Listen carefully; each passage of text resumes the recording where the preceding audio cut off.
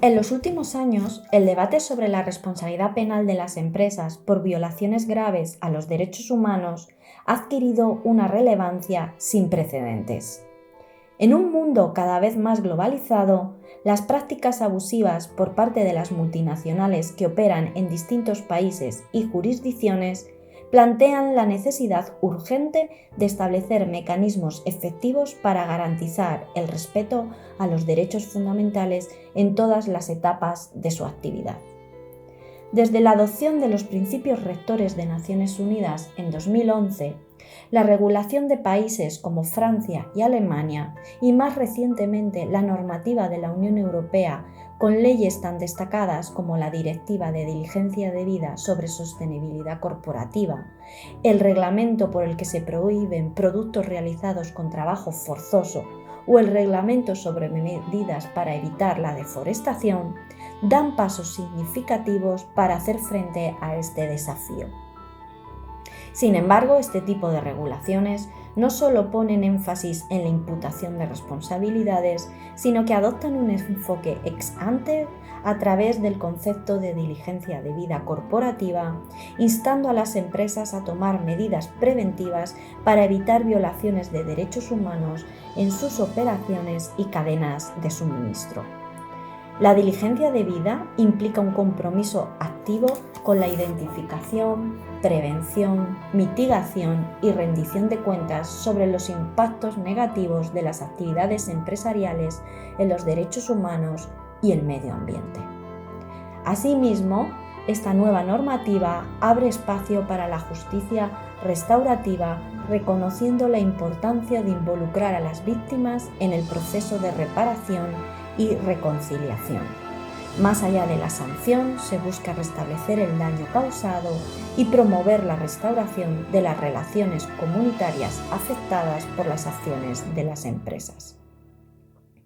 Este documental tiene como objetivo principal abordar esta problemática de manera integral, explorando las implicaciones legales, éticas y sociales de la responsabilidad de las empresas, especialmente en el ámbito penal.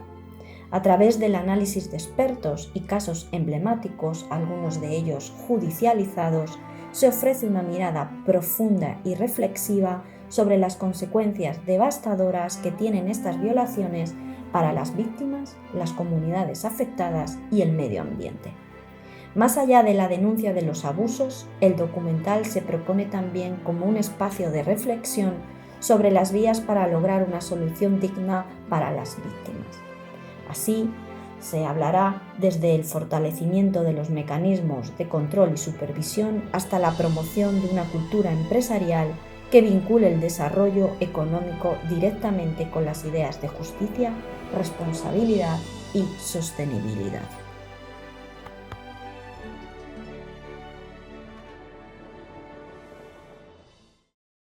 Una de las consecuencias negativas de la deslocalización empresarial ha sido no ya que las empresas busquen trasladar sus fábricas y sus unidades productivas a lugares donde los salarios sean más baratos o donde la tributación sea más baja, sino que buscasen trasladarlos a lugares donde se podía producir una contaminación medioambiental o se podían producir incluso violaciones de los derechos de los trabajadores, violaciones de derechos humanos, ante la tolerancia, ante la pasividad de las autoridades de esos países.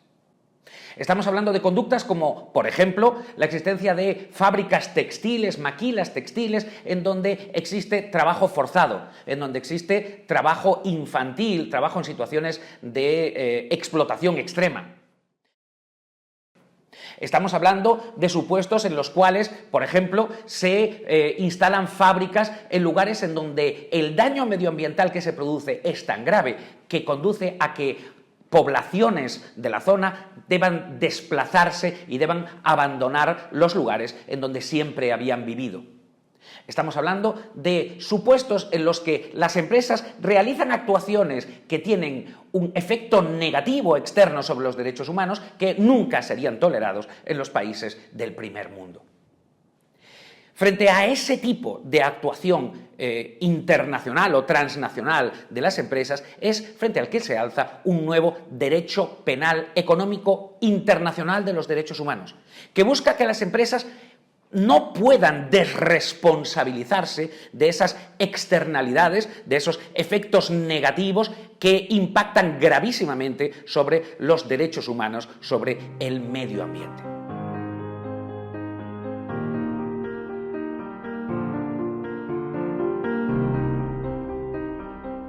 ¿Cuál es la relación entre las empresas multinacionales y el derecho internacional de los derechos humanos? Los sujetos del derecho internacional son exclusivamente los Estados. Esta es la esencia del derecho internacional, que regula relaciones entre Estados. Por tanto, plantearnos si las empresas, y especialmente las grandes empresas, pueden ser sujetos de obligaciones y de responsabilidad de acuerdo con las normas del derecho internacional público, es algo absolutamente revolucionario, ¿no? Pues porque entraña un cambio de paradigma en la forma de entender el derecho internacional público.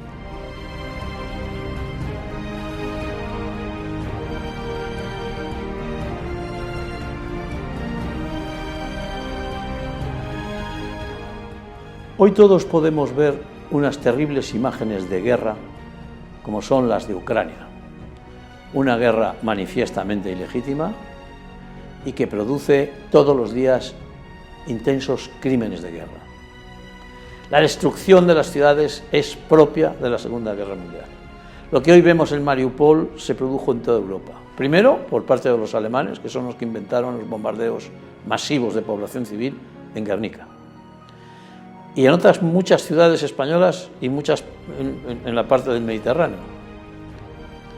Cuando termina la guerra, además, se descubre a plena luz que no solamente habían cometido crímenes de guerra horribles, destrucciones masivas, sino que habían tenido lo que se llaman las fábricas de la muerte.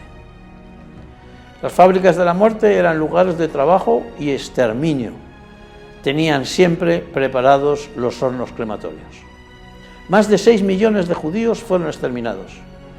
Y cuando termina la guerra y aparece lo que eran las cámaras de gas, todo el mundo piensa que hay que dar un castigo ejemplar a los responsables de aquella guerra y de aquel modo de hacer la guerra y de aquel modo de tratar a los ciudadanos, incluso a los de su propia nación. Y se produce una revolución jurídica, que es lo que conocemos como el fenómeno de Nuremberg. Todo comenzó en Nuremberg, en los juicios de Nuremberg. Es este año 1945 en el que arranca la historia de cómo sancionamos a las personas jurídicas en el marco del derecho penal internacional.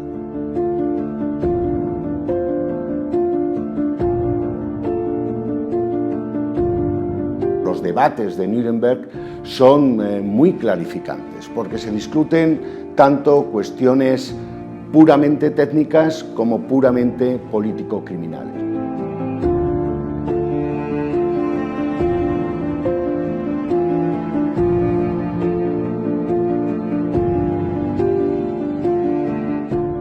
En lo técnico se discute si la responsabilidad penal de la persona jurídica es un buen instrumento para afrontar lo que era uno de los grandes retos jurídicos de los juicios de Nuremberg, es decir, cómo juzgamos a la cantidad, en este caso de industriales, de hombres de negocio que habían estado colaborando con las atrocidades del régimen nazi, financiando sus campos de concentración, utilizando trabajo esclavo o suministrando el gas que servía para aniquilar al pueblo judío.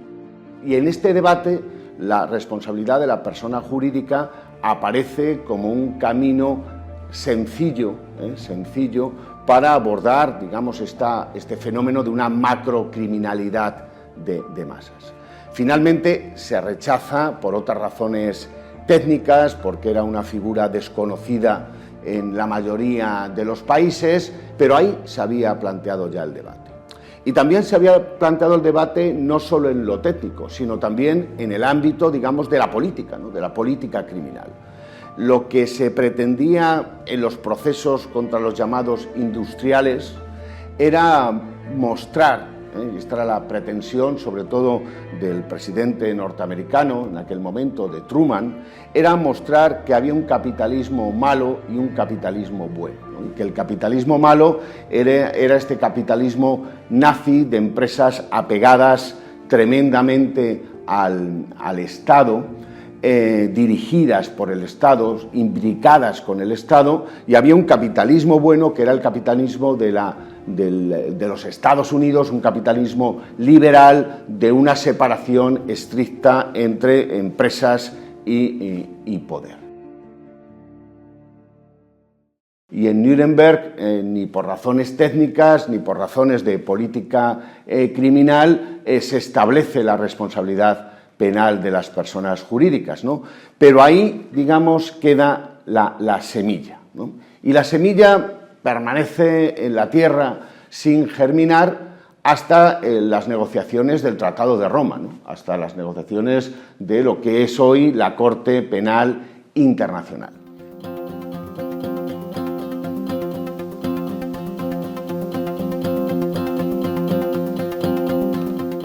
Y en este marco Francia vuelve a plantear la responsabilidad penal de la persona jurídica. Se dice que la mayoría de los ordenamientos no reconocen la responsabilidad penal de las personas jurídicas y que entonces esto va a impedir cumplir con uno de los principios en los que se basa el Estatuto de la Corte Penal Internacional, que es la idea de la subsidiariedad o la complementariedad de la justicia nacional, es decir, los países firmantes del acuerdo que no establecen la responsabilidad penal de las personas jurídicas no van a poder juzgarlas primariamente de acuerdo con sus ordenamientos, y aquí quedaría el Estatuto de Roma como prima ratio, ¿no? Que es algo de lo que se quería, evitar.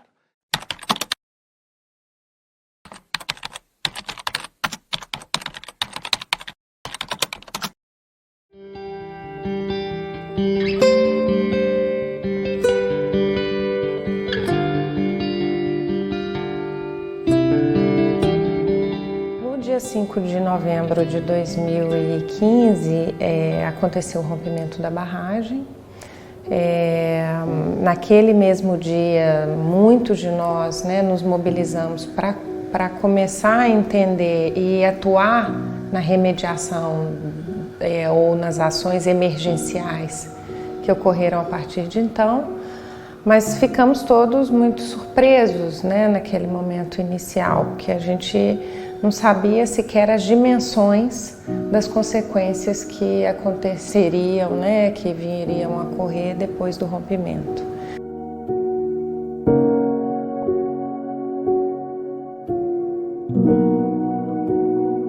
É muito conhecida na região, no entorno onde ela atua, em Minas Gerais e no Espírito Santo. Então, assim, essas ações emergenciais que iam desde fornecimento de água, porque houve um impacto muito grande, não só em Mariana, mas em toda a bacia do Rio Doce. O impacto ambiental e social a partir de Mariana até a foz do Rio Doce, que é no Espírito Santo, no segundo estado, aproximadamente 500 quilômetros, 650 quilômetros. Na questão de água, em toda a bacia do Rio Doce, várias cidades impactadas, tanto com relação às famílias que ficaram desalojadas, não só em Bento Rodrigues, mas em outras comunidades.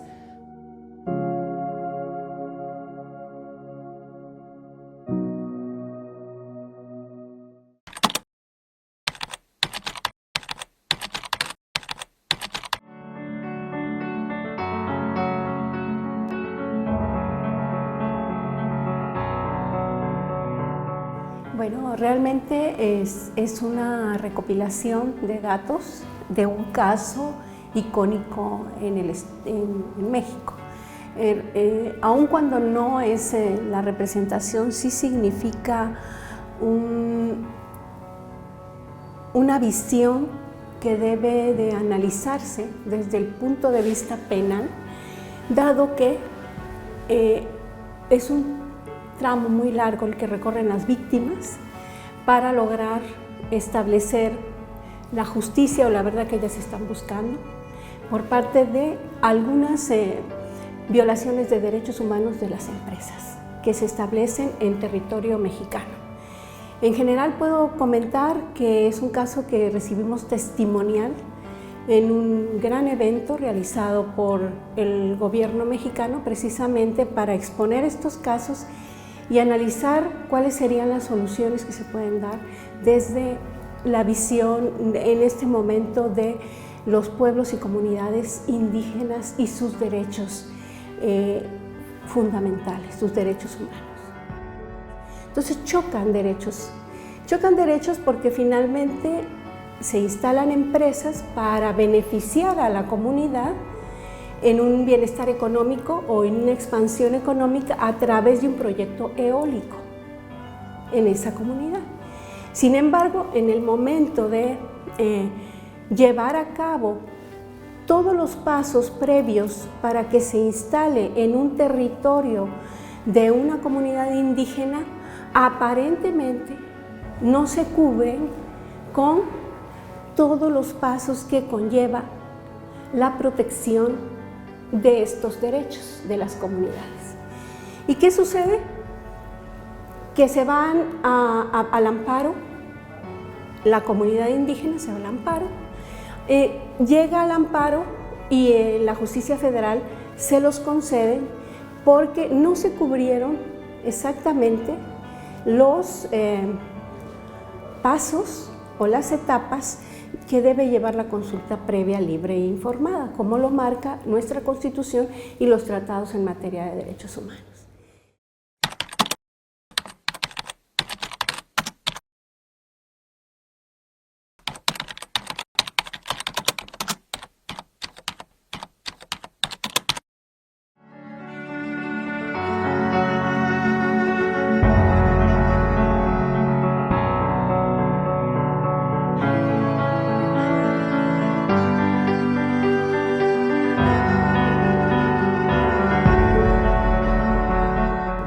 De este siglo, se reconocía ya desde el siglo pasado la posibilidad de hacer una pequeña minería o minería artesanal, pero con el aumento del precio de los minerales y sobre todo del oro, comenzó una extracción que pasó de ser artesanal a ilegal en términos de fundamentalmente no tener autorizaciones para poder funcionar y fundamentalmente también mecanismos extractivos que generaban un impacto ambiental bastante fuerte.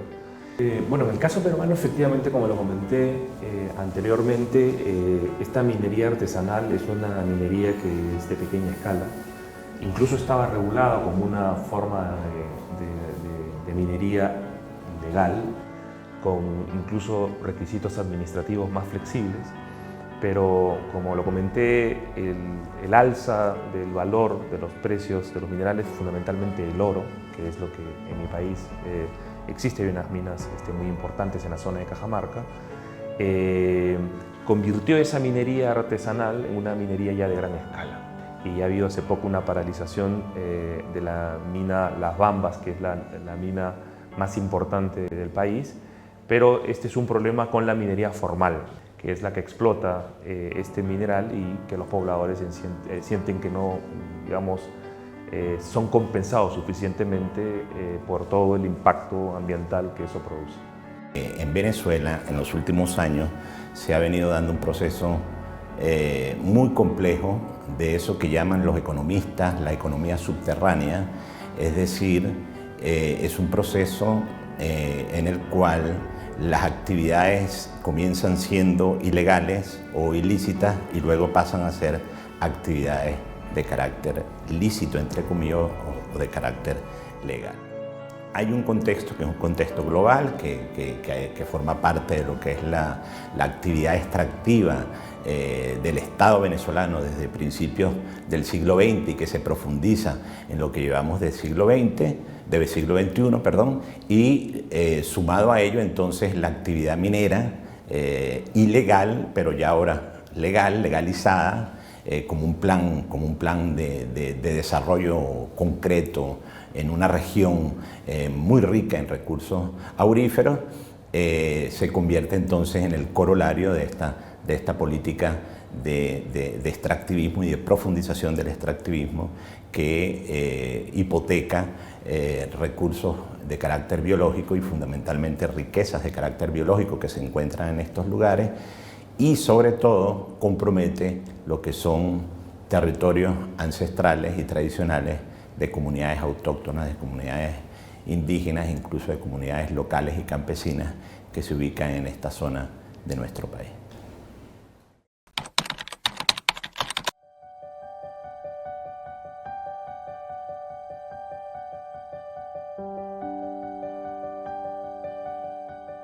Nell'accertare la responsabilità per gli export di armi verso paesi che poi utilizzano queste armi nella commissione di crimini internazionali come i crimini di guerra, il genocidio, i crimini contro l'umanità, è innanzitutto un problema di ricostruzione di quelle che sono le responsabilità di chi ha dato le autorizzazioni.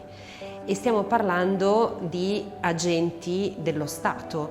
Ogni paese ha una forma particolare di regolamentazione di queste autorizzazioni, ma tutti i paesi europei devono avere una forma appunto di richiesta e di rilascio di un permesso speciale per poter esportare armi, in particolare verso paesi extraeuropei, e queste autorizzazioni vengono rilasciate quindi da membri dell'amministrazione pubblica, in taluni casi proprio appartenenti al governo del paese, e quindi è sempre da un punto di vista politico molto difficile riuscire all'interno dello stesso paese fare valere un'eventuale violazione delle leggi che lo Stato stesso si è imposto.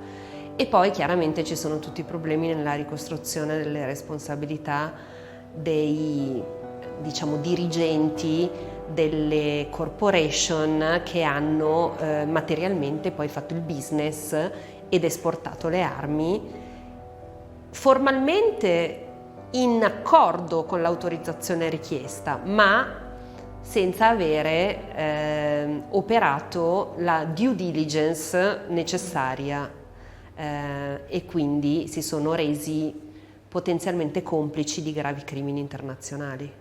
Però fino adesso la Procura la Fiscalia della Corte Penale Internazionale ha sempre avuto un'interpretazione restrittiva sull'utilizzo della diciamo, giurisdizione su base della personalità. E poi ci sono problemi dal punto di vista della ricostruzione, in particolare di quello che è chiamato la mens rea, l'elemento soggettivo. Per poter portare un caso davanti alla Corte Penale Internazionale occorre dimostrare che chi ha esportato le armi l'ha fatto in qualità di complice, nel linguaggio della Corte aider and abettor, quindi with the purpose of facilitating the commission of the crimes. Questo, come si può capire, è un elemento soggettivo abbastanza non impossibile, ma abbastanza difficile da dimostrare.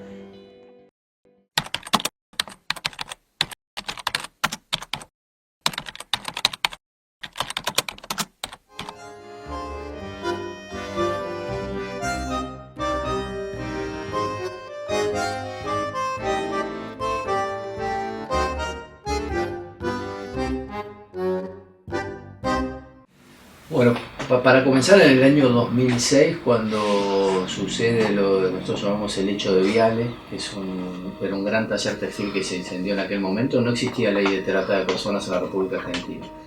Es cierto que a partir de lo que se descubre en ese lugar, a partir de lo que sucedió ahí, fue un incendio donde murieron varias personas, entre ellos niños.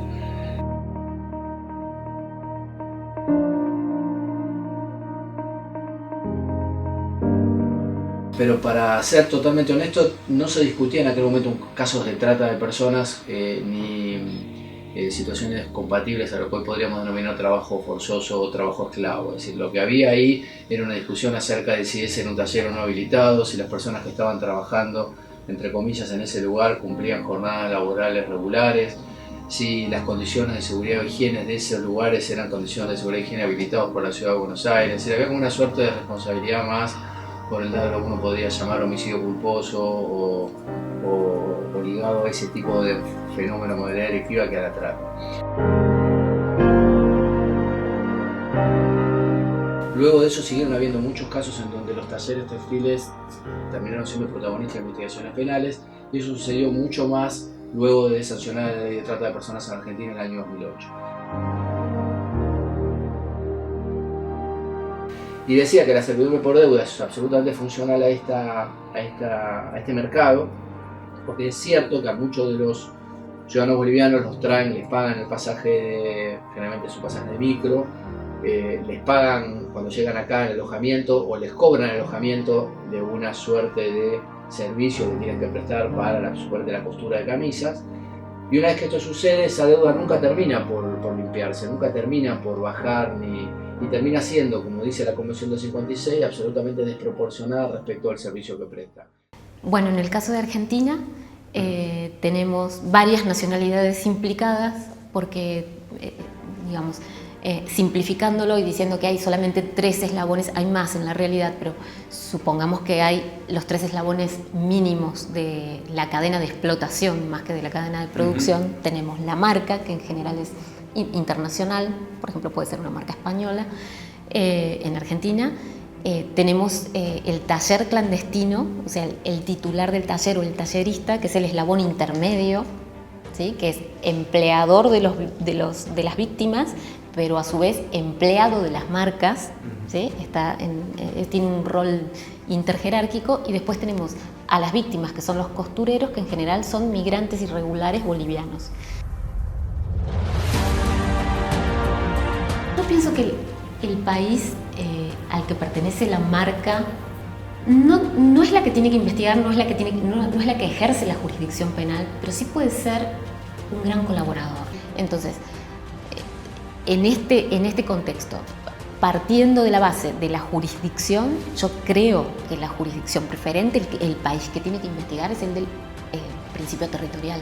O sea, el hecho de la explotación se desarrolla en Argentina, el problema lo tiene principalmente Argentina, porque es el que brinda las condiciones para que se produzca la explotación. De hecho, viene el migrante de otro país a Argentina porque le brinda esas condiciones, y viene la marca extranjera a aprovechar esas condiciones que brinda un Estado ausente.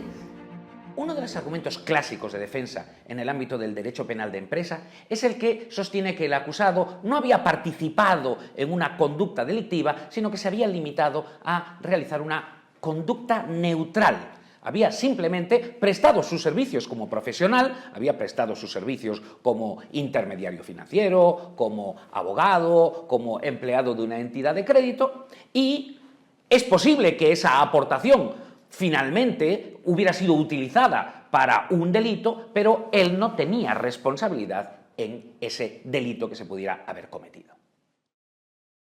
Pues bien, en el ámbito del derecho penal económico internacional de los derechos humanos, nos encontramos con un muy importante movimiento legislativo que lo que busca es limitar este argumento, que lo que busca es precisamente impedir que grandes agentes económicos puedan desentenderse de qué es lo que terceras partes vayan a realizar con su aportación. Cuando hablamos de complicidad empresarial en violaciones masivas de derechos humanos, incluso en crímenes internacionales, y la complicidad pues son conductas de favorecimiento causal de un crimen internacional o, ya digo, una violación de derechos humanos de cierta gravedad, ¿no?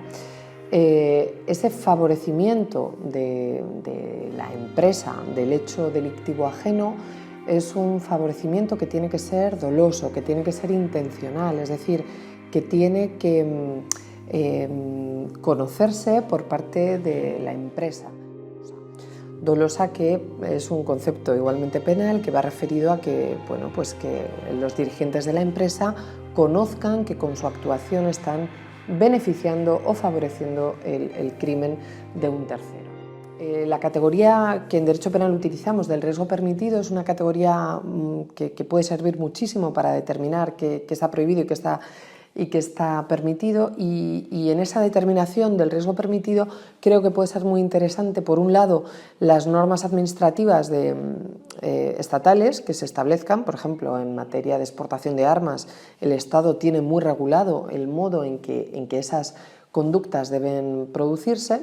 Y por otro lado también los llamados códigos de conducta empresariales, de due diligence, o digamos estos códigos de conducta, pues también permiten fijar ese riesgo permitido, ¿no? Entonces, bueno, yo creo que eso, por un lado, las normas administrativas junto con los códigos de conducta, pues pueden servir para que los jueces evalúen bien qué conductas están permitidas y cuáles aquellas están prohibidas, y a partir de ahí valorar si la conducta puede ser considerada como un acto de complicidad en el hecho lesivo o sin embargo no. Obviamente, mucha jurisdicción complementaria en delitos internacionales se hace a nivel nacional. La Corte Penal Internacional solo interviene cuando Estados partes no son capaces de tratar el asunto a nivel doméstico, es complementario. No son capaces o no quieren hacerlo. Claro, al nivel doméstico, como he dicho, hay muchos países, al menos en Europa, pero también fuera de Europa, que reconocen hoy en día la responsabilidad penal de la persona jurídica, incluyendo para delitos internacionales como que relievan de la competencia de la Corte Penal Internacional. Esto quiere decir que se persigue y se juzga en bastantes países las empresas por estos comportamientos, pero al nivel nacional. Entonces ahora tu pregunta, ¿se va a ser posible en el futuro también al nivel internacional? Yo personalmente lo dudo. En un futuro próximo no, porque hay demasiadas diferencias entre los países partes en esta materia. Hay países muy importantes en la Corte Penal Internacional que no lo tienen al nivel doméstico, entonces esto crea obviamente desigualdad entre la protección, y sigue siendo un tema muy sensible. Es sensible no solo por la construcción jurídica, que hablamos al inicio, ¿no? Cómo atribuir la responsabilidad a la empresa si no hay responsabilidad de autoría directa, pero también obviamente porque los estados tienen miedo que va a haber una persecución de ciertas empresas que para ellos son muy importantes. Ciertos multinacionales obviamente tienen un color también de ciertos países, porque son la multinacional de Francia o la multinacional de Inglaterra o la multinacional de Estados Unidos, que no está en la Corte Penal Internacional, pero bueno, esto tiene una sensibilidad que es todavía muy grande.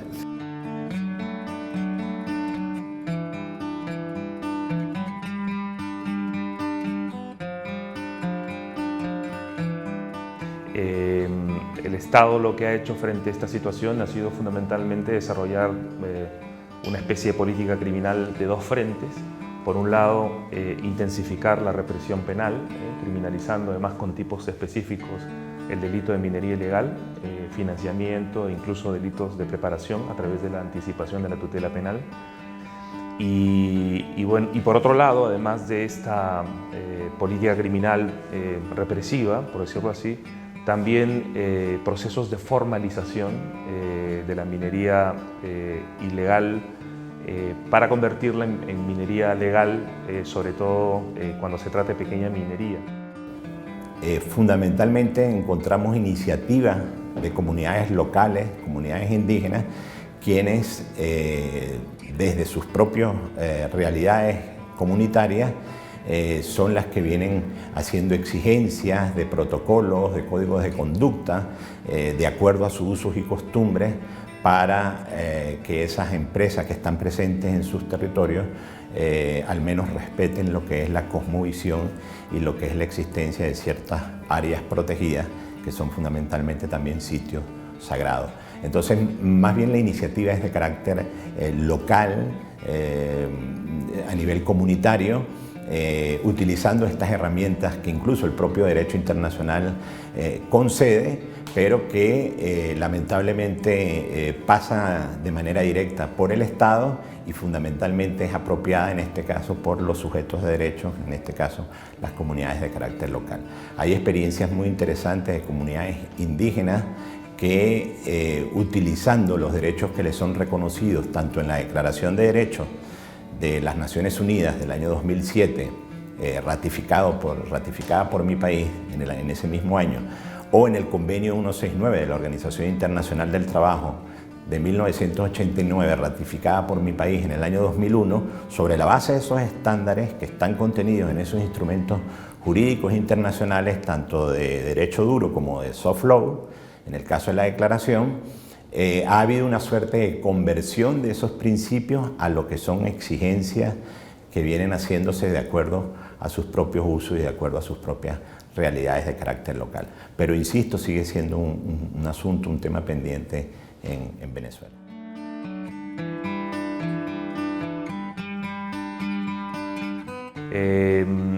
Las empresas están evidentemente, desde hace tiempo las transnacionales, por las propias exigencias de sus, digamos, de sus matrices, han empezado a desarrollar los sistemas de cumplimiento ya a nivel regional, pero ahora ya la legislación peruana establece la obligación de implementar estos sistemas.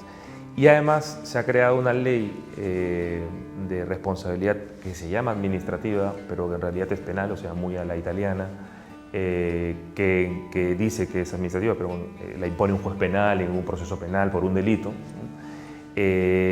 Sanciona también a la persona jurídica por los delitos, incluido el lavado de activos, a no ser que con anterioridad al delito haya implementado un sistema de cumplimiento normativo, ¿no? Y esos sistemas de cumplimiento normativo tienen unos estándares obligatorios. Lamentablemente todavía en la legislación no se establecen como requisitos de esos, en la legislación nuestra se llama sistemas de prevención de delitos. No se establece aún todavía el control de terceras partes como un componente obligatorio. Y entonces eso puede ser que los sistemas de cumplimiento normativo alcancen los requisitos legales sin incluir el control, por ejemplo, de los insumos que reciben las empresas comercializadoras o las empresas que fabrican con material minero determinados productos, ¿no?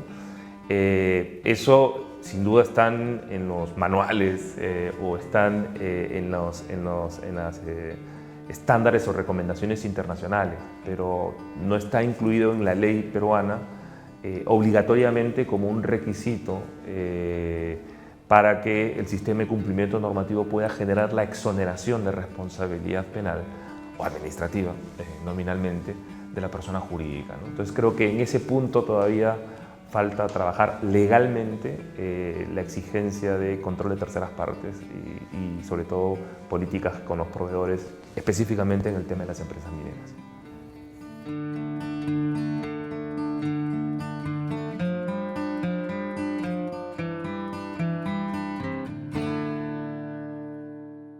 El 4 de diciembre de 1972, Salvador Allende pronunciaba un discurso ante la Asamblea de las Naciones Unidas en que por primera vez exponía este problema al mundo, ¿no? Estamos frente a un verdadero conflicto frontal sobre las grandes corporaciones transnacionales y los estados.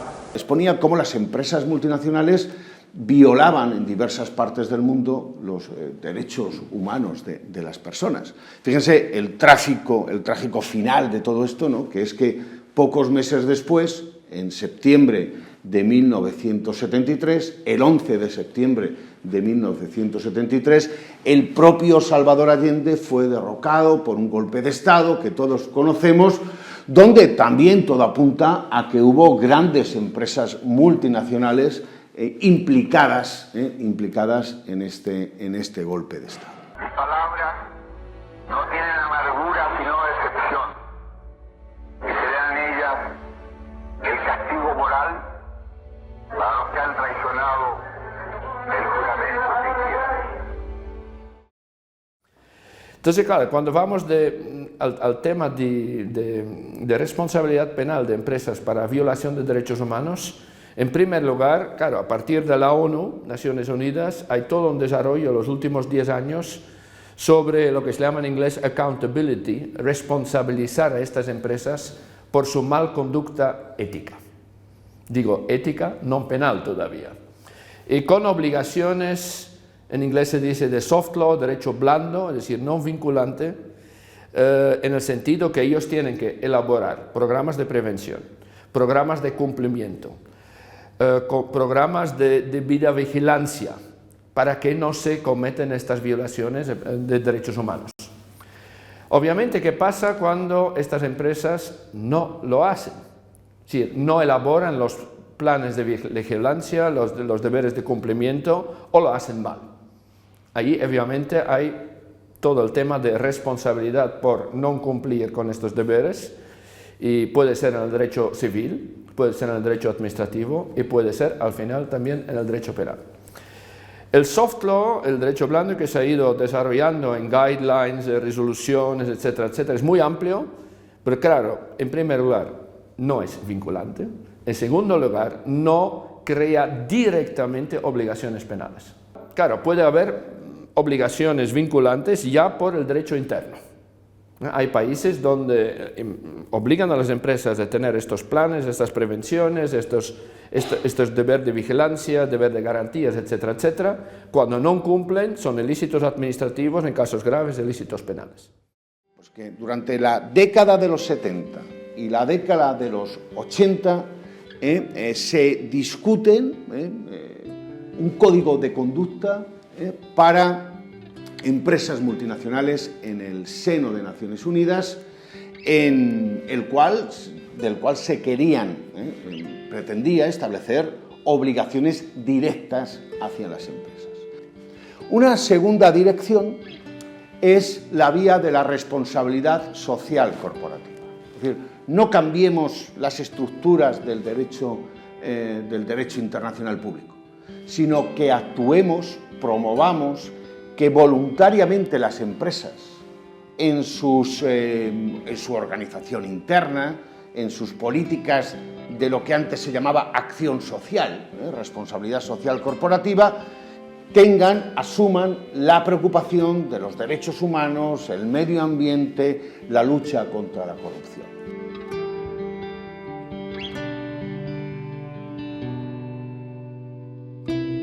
Y de aquí que en 2011 aparece una vía intermedia.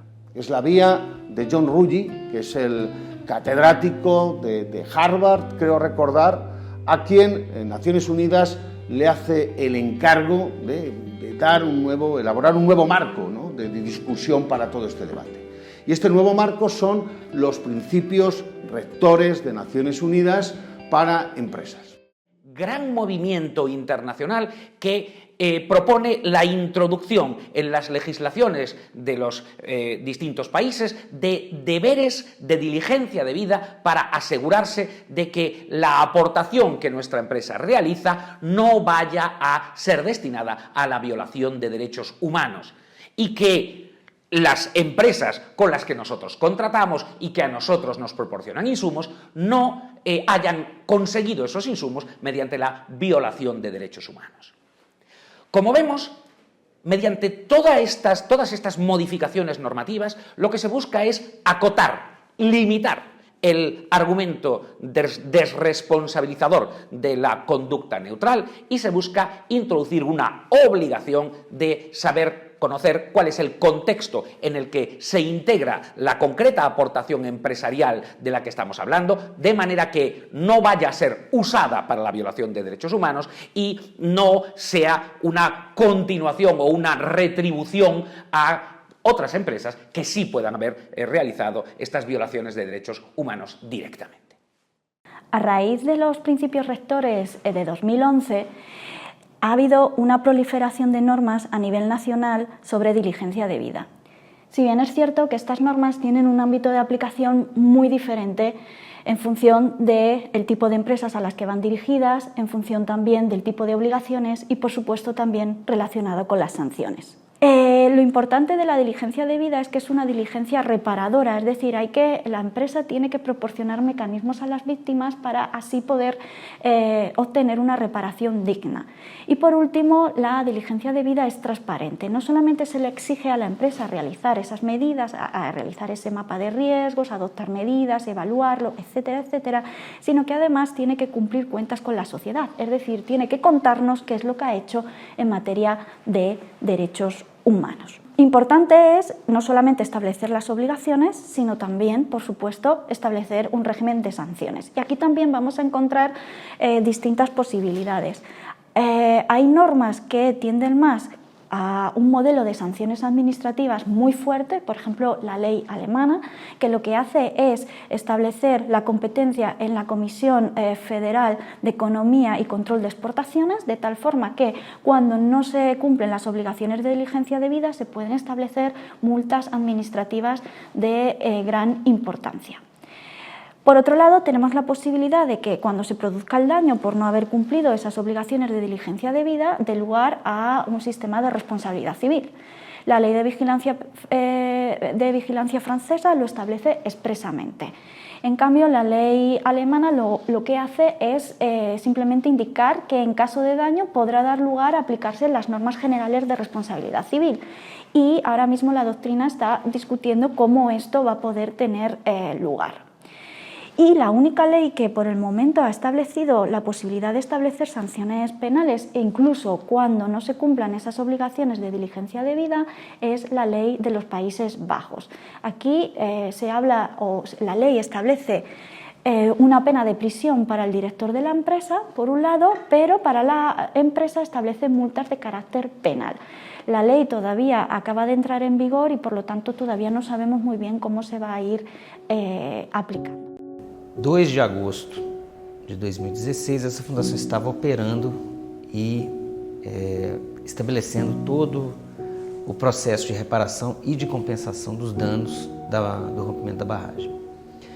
Eu acho que é interessante complementar, esse acordo ele é um acordo, vamos chamar de um acordo aberto,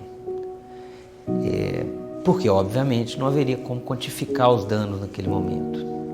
Mas mesmo assim ele recebeu inúmeras críticas. Mas a maior crítica foi uma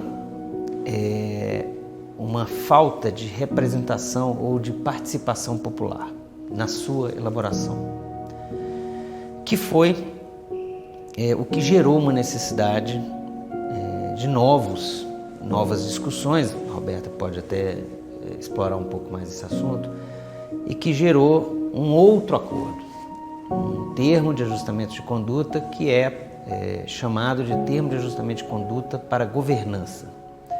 Em linhas gerais, esse termo de ajustamento de conduta foi celebrado em 2018, 25 de junho de 2018, pelas empresas novamente, e agora não com as advocacias gerais apenas, mas sim com o Ministério Público Federal, o Ministério Público do Estado de Minas Gerais, o Ministério Público do Estado do Espírito Santo, as defensorias públicas da União e dos Estados, e a Fundação Renova participando como interveniente. E esse TAC, em linhas gerais, ele estabelece a inserção dos atingidos no processo de tomada de decisão e no processo reparatório.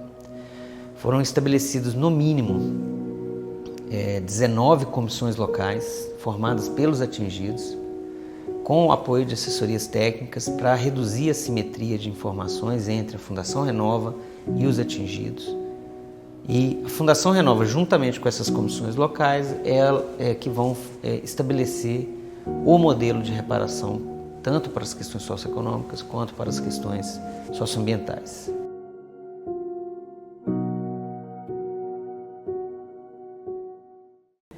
La información no financiera se refiere, digamos, a un conjunto de reportes o divulgaciones que hacen ciertas y determinadas empresas, y, digamos, la información no financiera se centra en varios temas. Inicialmente comenzó por temas sociales, es decir, cómo impacta la actividad de determinada empresa a sus trabajadores y a la comunidad local donde opera, pasando ya a otros temas como los derechos humanos, derechos laborales y más recientemente lucha contra la corrupción. Eso más o menos es lo que engloba la información no financiera. Tú eres una empresa que está sujeta a la supervisión de la Comisión de Valores, tú estás obligado y vendes, digamos, tus títulos valores o vendes tu deuda en la bolsa, tú estás obligado a presentar una serie de declaraciones. ¿Okay? Esas declaraciones, si son falsas, acarrean una serie de consecuencias. Entonces existen empresas que forman parte de estas dos iniciativas, o de una o de la otra, que además de presentar esa información netamente financiera, cómo te vas, ganaste dinero, no ganaste dinero, perdiste, cuáles son los riesgos, cómo estás compensando a tu gerencia, tienen un capítulo aparte de qué estoy haciendo por el cambio climático, cómo mis actividades están afectando el medio ambiente o no. Es decir, es una actitud un poco más proactiva, dependiendo del negocio en el que estén. Y obviamente la lucha contra la corrupción también es un tema muy importante, y el tema del respeto a los derechos humanos y cómo estás tratando a tu personal, cuáles son tus prácticas de contratación y otros temas un poco más recientes como el acoso sexual, por ejemplo. En nuestro ámbito más cercano, los primeros pasos los ha dado la Unión Europea a través de la Directiva 2014, que es la primera que ha puesto encima de la mesa la necesidad de empezar a hablar de información no financiera y diversidad. Esta directiva tuvo como consecuencia la transposición en el ordenamiento jurídico español a través de la Ley 11/2018, que supuso la modificación de algunas normas de carácter mercantil, que tuvo también su reflejo en aspectos de naturaleza contable. Básicamente, el estado de información no financiera actual tiene algunas limitaciones. La primera de ellas tiene que ver con la falta de un criterio homogeneizado que permita a todas las empresas presentar un modelo que sea equiparable, de tal forma que garantice la comparabilidad para los grupos de interés. En segundo lugar, necesita más profundidad y más extensión en la cantidad y calidad de información que ofrece ahora mismo. Y en tercer lugar, debe permitir un mejor control y verificación del Estado, puesto que ahora mismo, tal como está recogida la Ley 11/2018, el único requisito de verificación es comprobar que tal informe existe, pero no la medida de que la información que se contiene en ese informe es realmente cierta, como se hace, por ejemplo, con los informes de auditoría que verifican la información no financiera, balance y cuenta de resultados.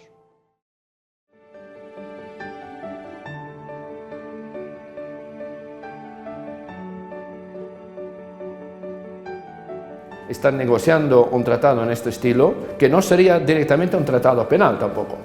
Sería un tratado más bien, yo diría, de derecho administrativo internacional, que obviamente que podría tener consecuencias a nivel penal en los estados partes. Pero claro, los estados que están negociando esta convención a nivel de la ONU no tienen mucha voluntad de aceptar deberes vinculantes en este sector. Entonces yo creo que las negociaciones están más o menos estancadas desde un par de años. No creo que en los próximos años se va a firmar una convención vinculante en este sentido. La Unión Europea, que obviamente tendría que ser algo más fácil que al nivel de Naciones Unidas, porque claro, son menos países, hay más coherencia en la Unión Europea sobre ciertos temas, si lo compares con el nivel global, pero sin embargo la Unión Europea tampoco tiene derecho vinculante en la materia. Tiene muchas resoluciones y guidelines, es decir, otra vez derecho blando, y por ahora han ido interviniendo sobre empresas con obligaciones de reporting, es decir, de todo tipo de información interna, pues reportar a los estados que hacen, etcétera, etcétera, pero todo queda, yo diría, al máximo en el derecho civil, business law, derecho de empresas, y en el derecho administrativo. Por ahora no hay ninguna obligación impuesta del Consejo de Europa o de la Unión Europea que tiene un vínculo directamente con la responsabilidad penal.